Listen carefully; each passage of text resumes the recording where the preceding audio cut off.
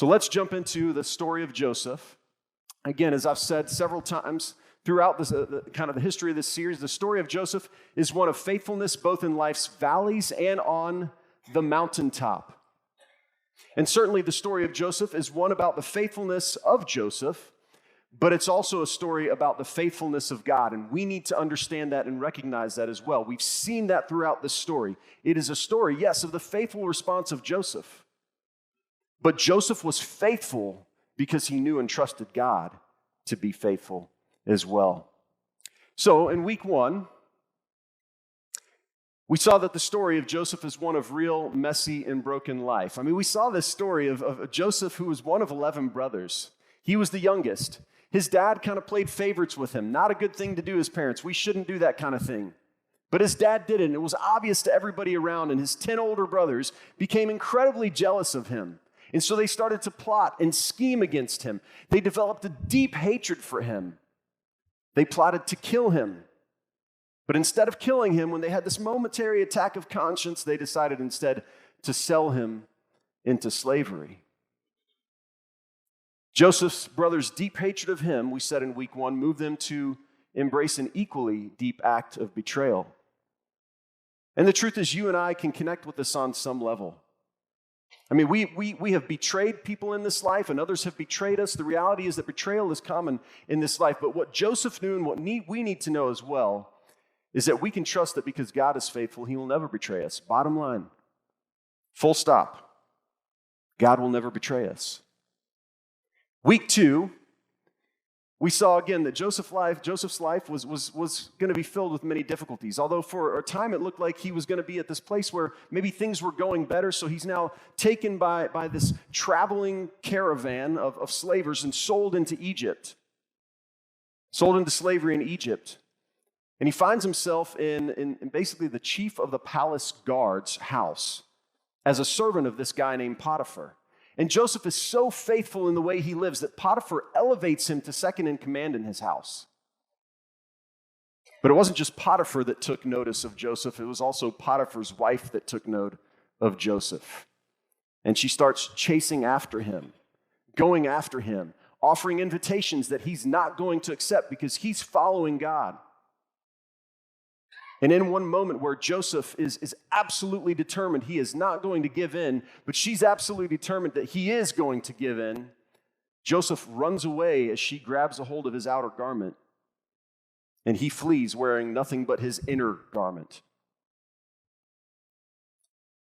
Now you would think at a moment like that Joseph would be wondering what's going on, especially as he returns to the house. And Potiphar's wife now tells Mr. Potiphar a very different story than what actually happened.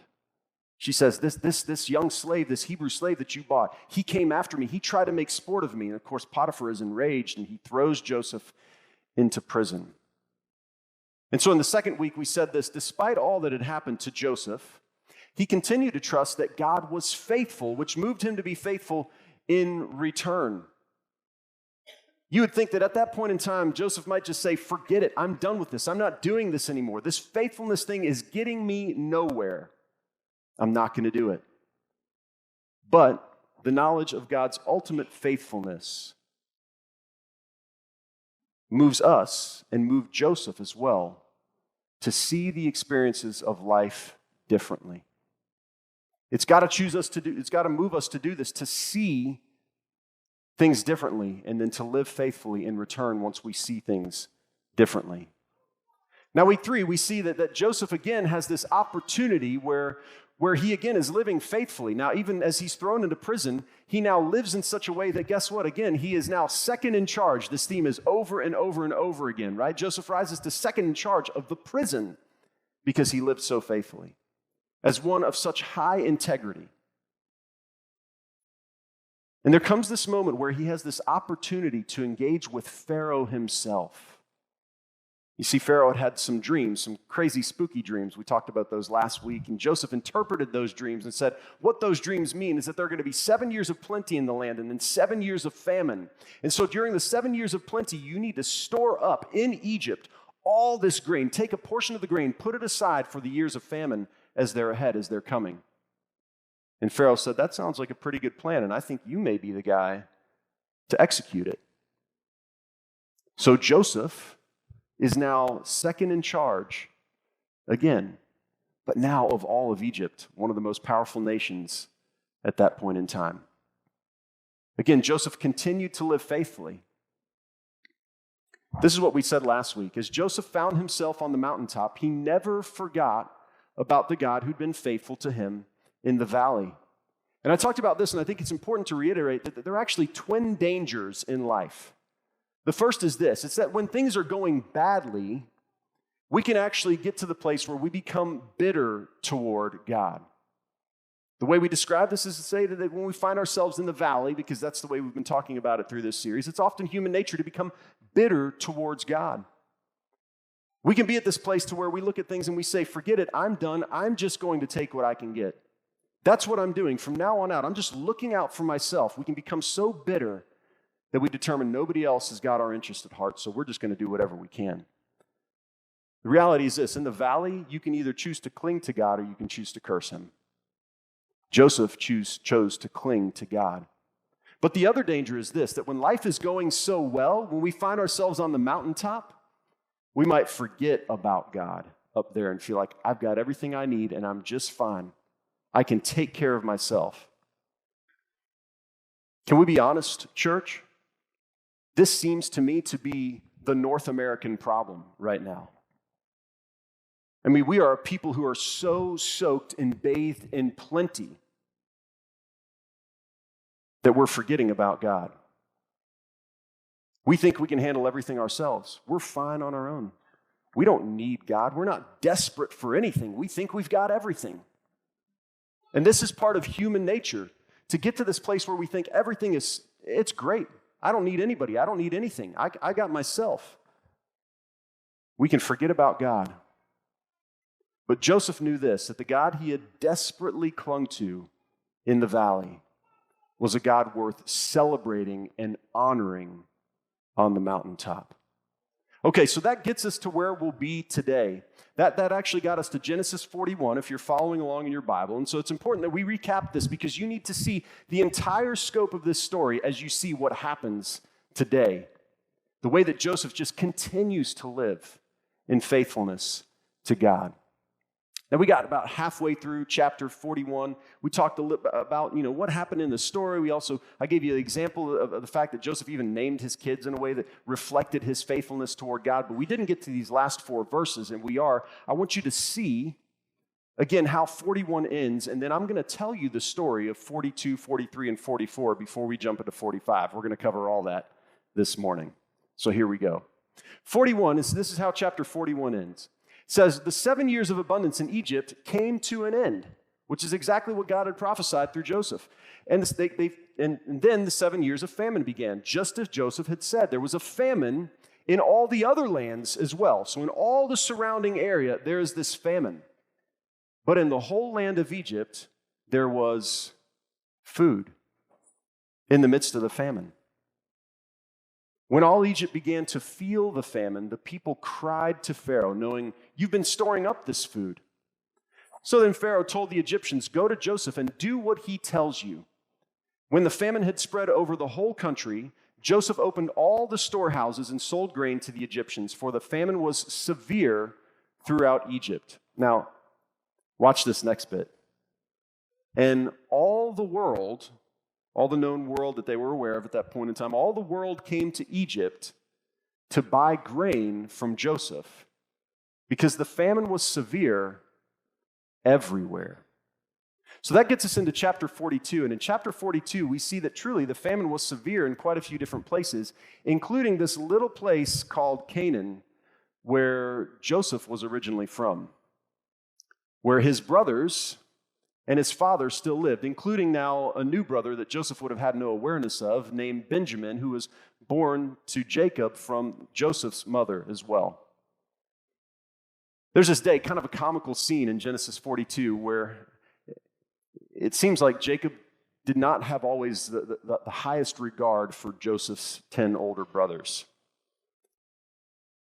In fact, he probably was bitter toward them after what had happened with Joseph, not even knowing, did they play a part in this? Did you really just find his jacket this way? He didn't know. But there comes this moment where he says, he's looking at them and he says, why are you guys just all standing around looking at each other, staring at each other? Why don't you get up and do something? We're all over here starving. You guys are worthless, good for nothing, sitting around just looking each other in the face. I hear there's grain in Egypt. Why don't you go to Egypt and buy us some grain, bring it back? Well, that's what his brothers do. Now, who's in charge of the grain in Egypt? Well, it's Joseph. So you can start to picture, even if you're not familiar with this story, what is about to happen. Joseph's brothers go to Egypt to buy grain from Joseph.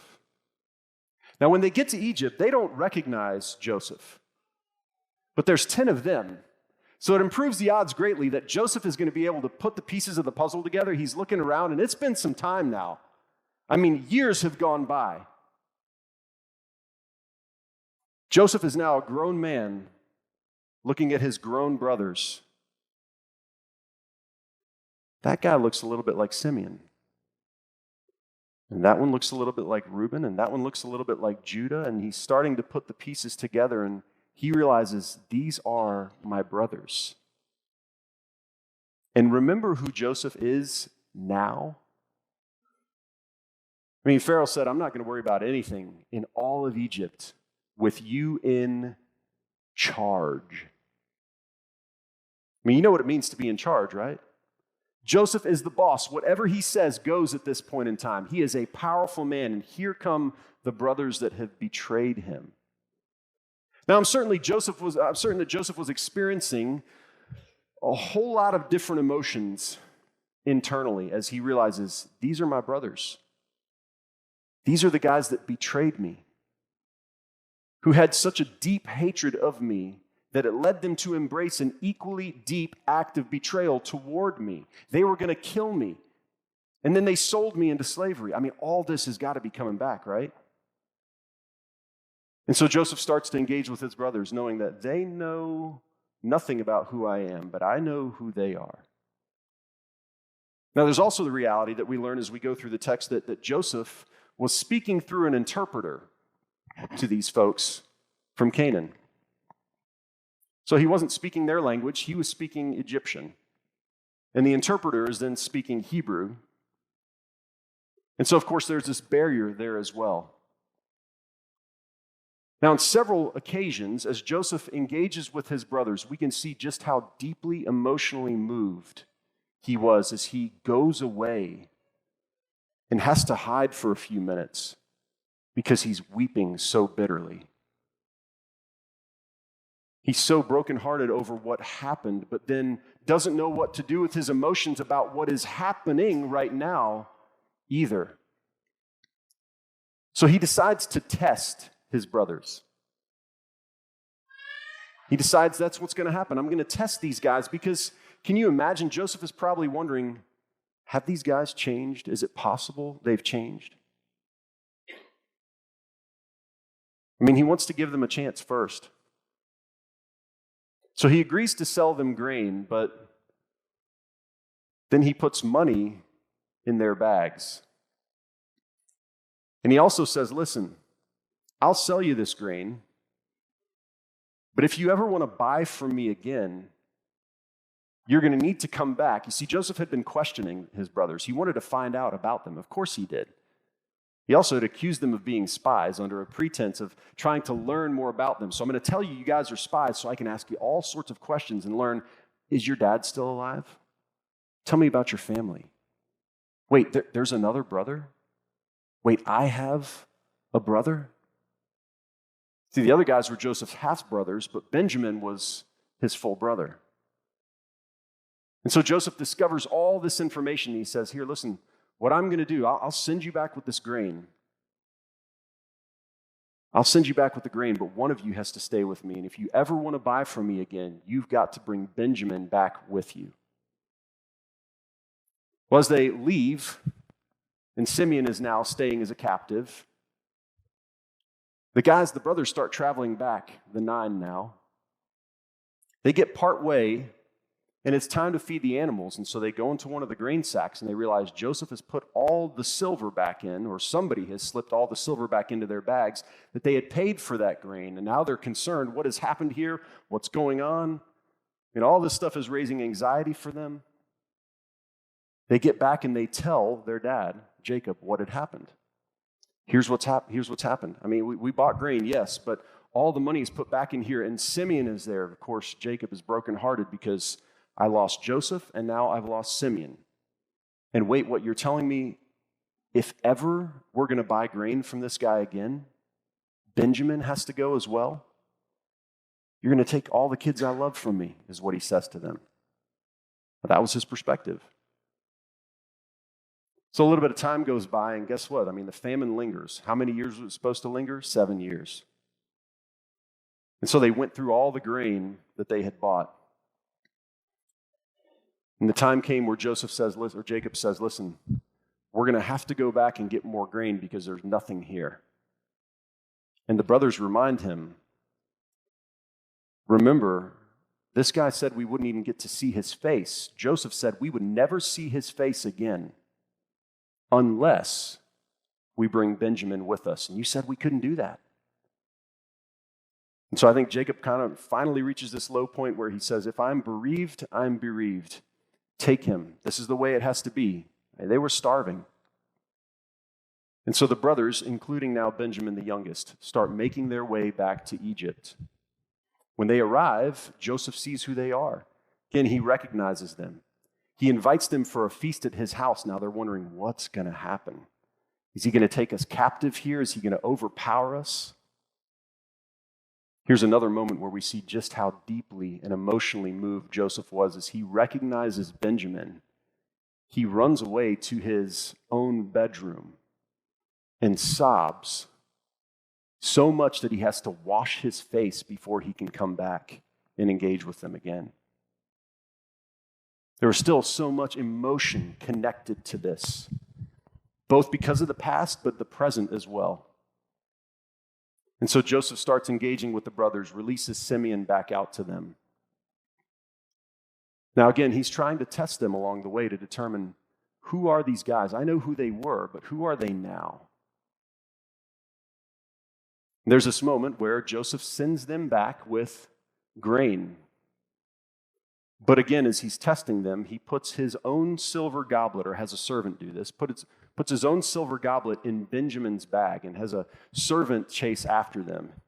One of his chief officials go after them and then accuse them that one of them stole from him his silver goblet, which was likely kind of a bowl. They said, we didn't do that. We wouldn't ever do that. Do you think we're crazy? So the servant says, well, let me search the bags and see. I mean, you guys are halfway back. Here I am. Let me search the bags. If there's nothing there, it'll be fine. But whoever stole the goblet, he's going to be put to death, and the rest of you are coming back as slaves. And guess whose bag it was in? It was in Benjamin's bag. And so they come back together. One of the oldest brothers gets face to face with Joseph and pleads with him. Says, listen, please, I will be taken as a captive, but please let Benjamin go back. Don't hold the rest of my brothers. You take me. And I think it's in that moment that Joseph realizes, yes, these guys have changed. I mean, maybe not fully, but they've changed somewhat. And that's where we're going to pick up in Genesis 45, right now, 1 through 7. Watch Joseph's reaction. Genesis 45 tells us this: then Joseph could no longer control himself before all his attendants, and he cried out, have everyone leave my presence. So there was no one with Joseph when he made himself known to his brothers. I see the emotion here again. He wept so loudly. Remember, he sends everybody out. Get out of my presence. Listen, only me and these guys. And in the presence of his brothers, he wept so loudly that the Egyptians heard him. And Pharaoh's household heard about it. Joseph said to his brothers, I am Joseph. Is my father still living?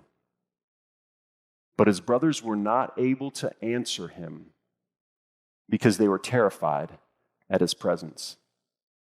Then Joseph said to his brothers, come close to me. When they had done so, he said, I am your brother Joseph. They already knew that. Why is Joseph repeating this? I think the emphasis was on the word brother. I'm your brother.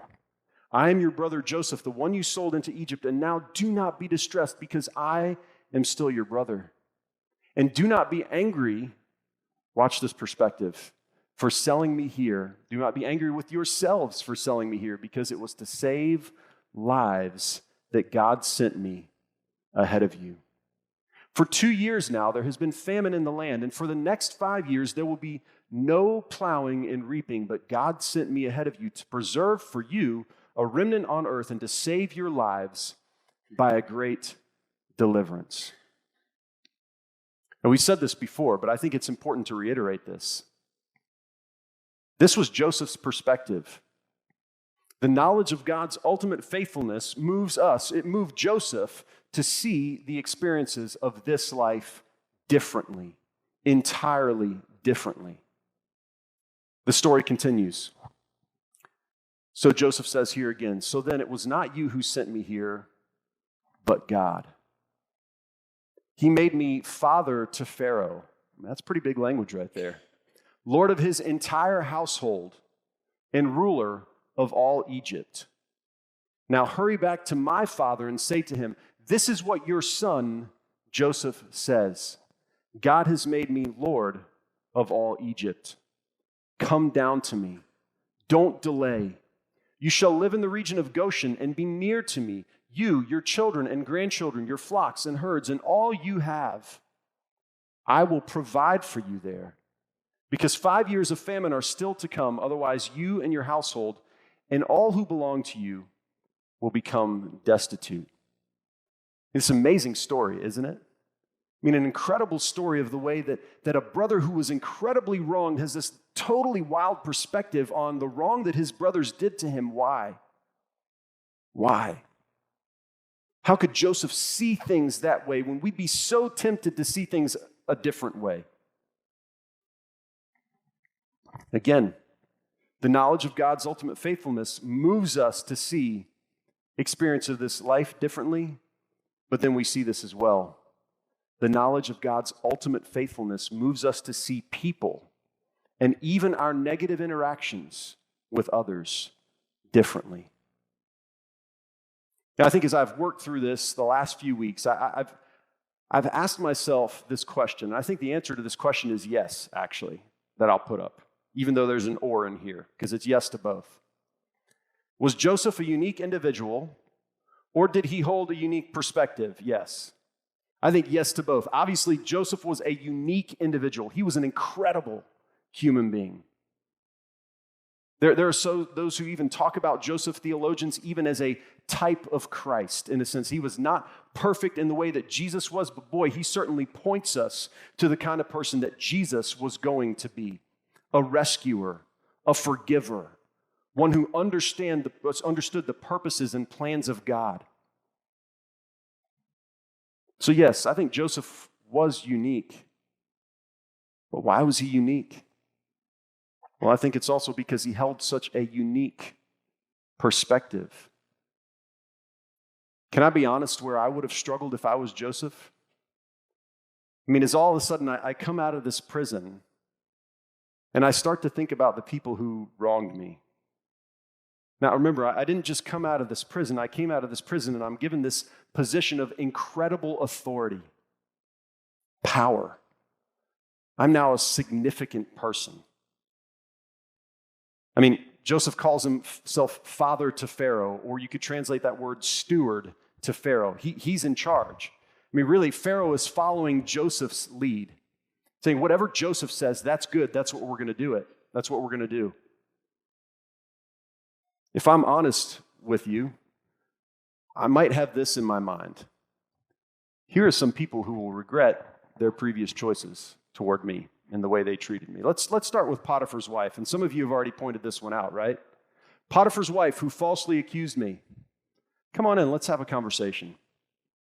Remember when you did this to me? Sometimes I'll do this with my kids. I'll let them pick their own consequence. Maybe I would have been nice enough to do that with Potiphar's wife. I'll let you pick your own consequence. How do you think you should be treated in this moment? And then maybe we'd even go to Potiphar. Hey, you should have believed me because I was faithful to you in everything I did. I mean, in fact, that's one of the first reasons that Joseph gives to Potiphar's wife when he says, look, I'm not doing this because my master trusts me. Hey, you trusted me before. What happened in that moment? Let's have a conversation about this.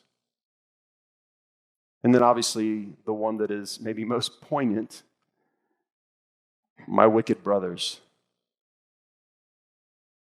The reality in life, and I watch this with my kids, and I certainly remember this as a kid myself, and I even see it in myself as an adult. When we've been wronged by others, our first impulse is to try to find a way to hold them accountable. Even if we're not thinking about revenge, it's, I'm going to find a way to hold this person accountable. And maybe through that, there will be some punishment that I'm able to exact upon them some way, somehow. But I want you to see Joseph's perspective all through this. He knew that God was at work.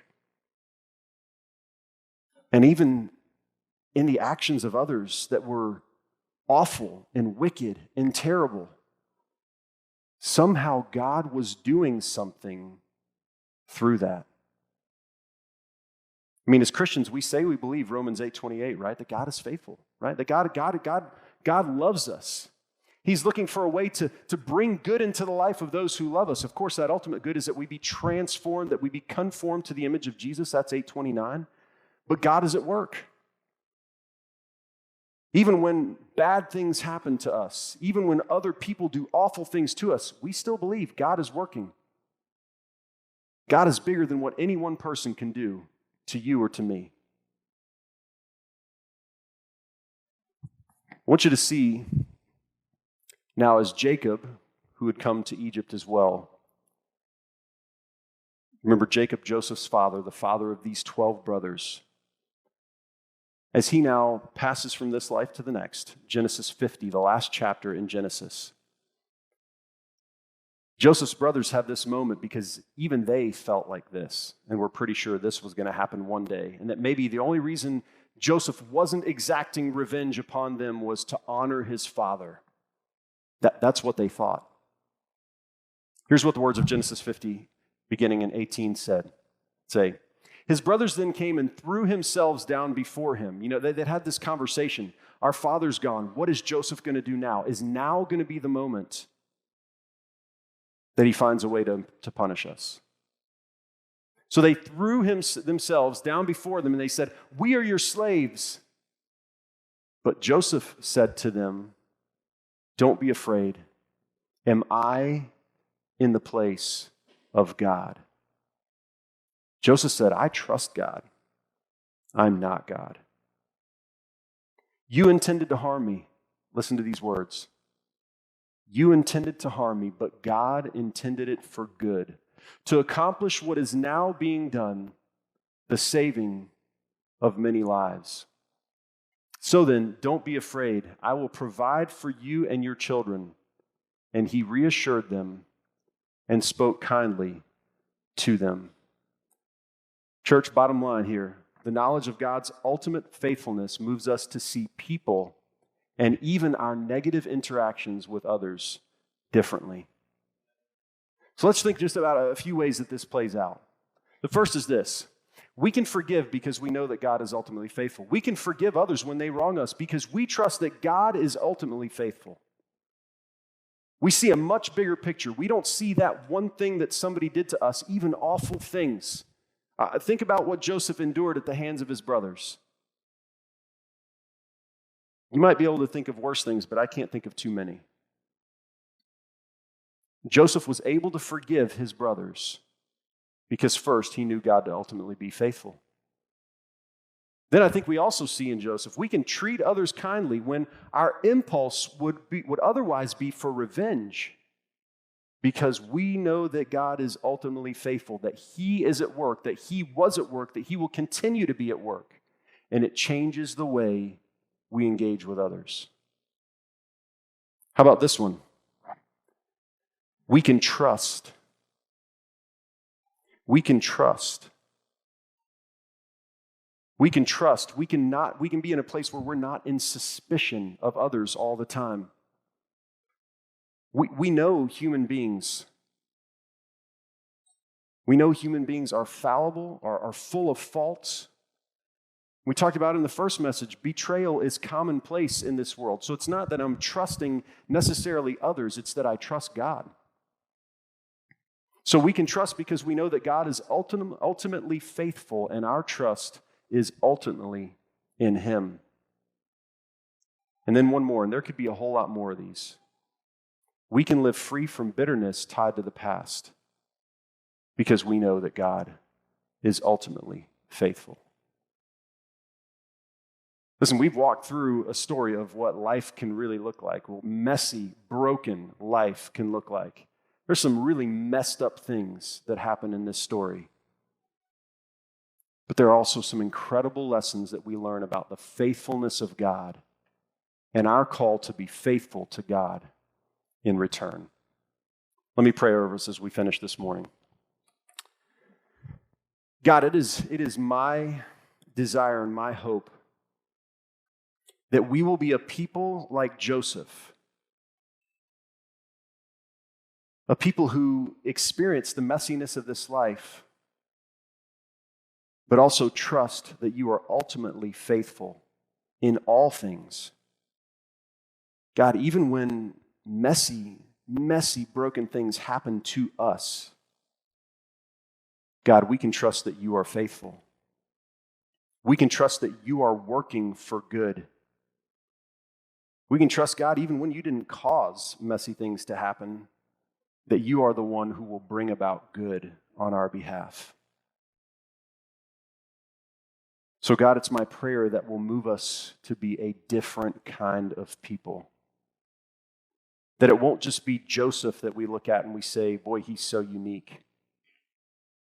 That, God, we will all become unique the way Joseph was unique. That a new perspective will shape us into a new kind of people. God, I'm so thankful for Jesus, who embodied this and lived it out even more faithfully than Joseph did. And I think about Jesus, our Savior and Lord, as he hung on the cross, and his thought was to look out at all of us and say, God, forgive them. They don't know what they are doing. May it be as we look to him as our ultimate example, that we're able to live faithfully in response as well. As Conrad said this morning, God, I pray that Jesus' actions toward us would shape our lives as opposed to others' actions toward us. God, may that be true about us. This I pray in your name, Jesus. And the church said, amen.